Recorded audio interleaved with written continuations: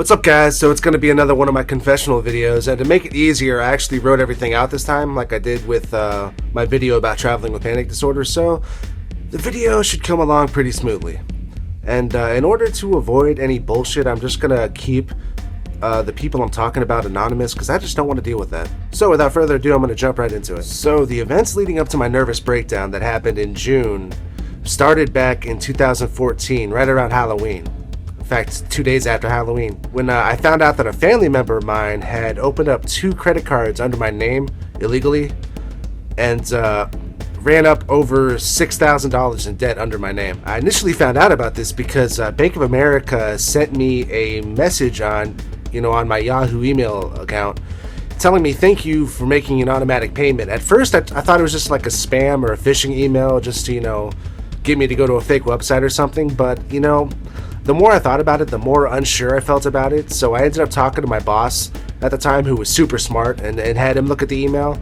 And he told me it's probably nothing, but I should do a little bit of research. So I went on to my credit report, and lo and behold, there was a Bank of America account under my name, along with a couple other ones, and a lot of fucking debt. And since I was getting out of the Navy at 2 years after that and was supposed to be saving up money, I really didn't want to deal with that. So I called up the bank, and as soon as they started reading off the charges that were made on the card, I knew exactly who it was.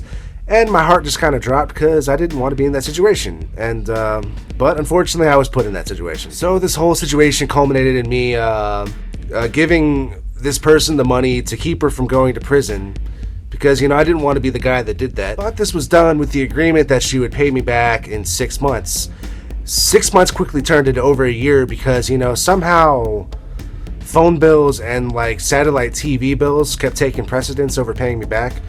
Because, my mental health and, financial security don't mean shit, apparently. And this quickly turned into over 2 years, and I still haven't seen the money in entirety, and I think I've gotten maybe about 10% of the full amount paid back to me. And the thing is, the money never mattered to me.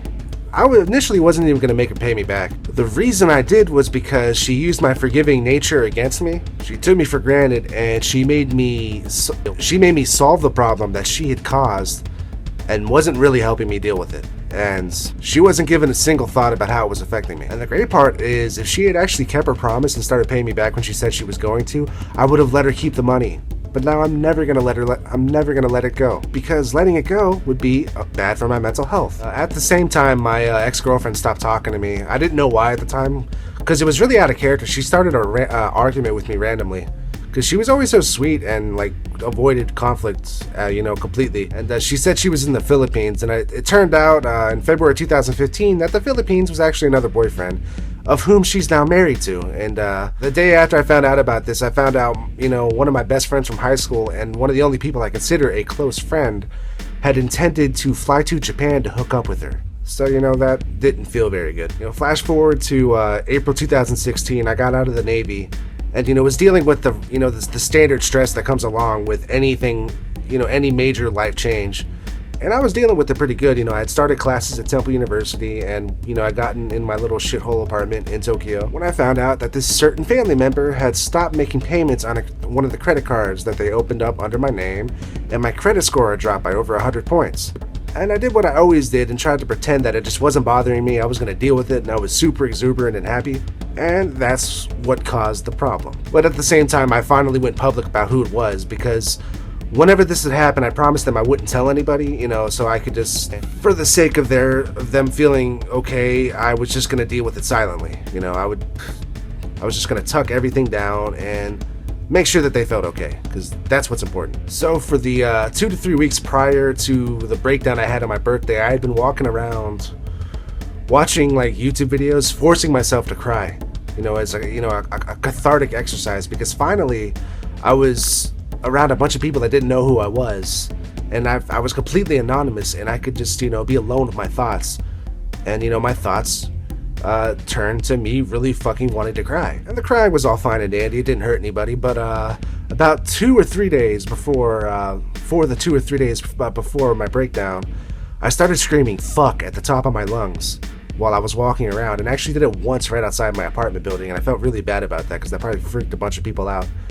But it was just a way of releasing tension, and then on my birthday when I actually had the breakdown, my really big panic attack, I was screaming, fucking crying, and the same way I've been doing for those days, and it was like everything was like a cathartic process. And it almost felt good to finally be vulnerable, because I felt like I regressed to the state of a child, and it was like my mind was forcing me to deal with the emotions that had been plaguing me for years, that I had been dealing with directly. And because people didn't want to be around me a lot when I was younger, because I was always in a bad mood, and I couldn't really help it, because I usually had shit to be sad about. But over the years I taught myself just to act happy all the time, and that's what led me to developing panic disorder. So the lesson in all of this is, if you're going through issues and you're having trouble dealing with them, fuck if people think you're weak, fuck what anybody else thinks. Your mental health is priority. Because the way I felt on my birthday and the day after when I had my 2 big panic attacks, I don't wish that upon anybody. Those were the scariest moments of my life, and it was all because I had not dealt with my emotions directly. So that's the lesson in this. Being vulnerable doesn't make you weak. So I think I got everything out pretty efficiently. So as always, if you like my video, subscribe. If you like my music, buy it. And if you hate me, tell everybody. Out.